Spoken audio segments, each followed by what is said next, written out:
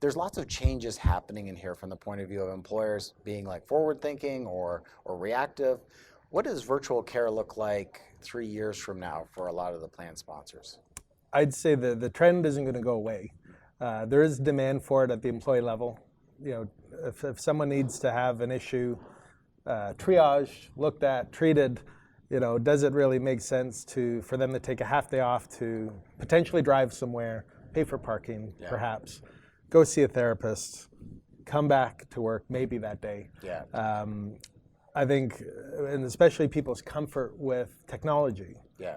If they don't need to be touched, I think a lot of people will eventually see the efficiency and the ease of use and the compliance with treatment programs will increase. Right.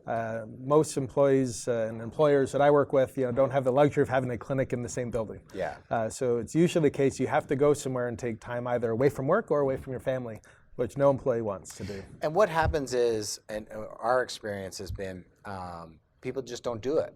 So they've got something that's like an injury or some issue. They've got a cold. They've got, it gets worse and worse and worse. Let's say it's a hurt shoulder. Like I know when we're selling to a lot of partners and carriers and so forth, almost every single time we've got someone in the room that has something that's hurting on them. And so it's a prevalent issue, and I think that we don't have to necessarily change how much money we're spending. In fact, it might be more cost effective to use some of these technologies, but we have to change the culture in the organization that we want our employees to be proactive about these things. Absolutely, and I think if it's easier to do and less timely, I think you have more people using it, and I think the key is not replacing what people are doing now necessarily, but we're not, with a virtual healthcare provider, we're not saying, well, this is the best and only option, you should only use virtual. Right. It's supplementing the physical. Yeah. So there's going to be times where you still need to go see a doctor face to face. They need to touch you, or see a physiotherapist face to face. 100%.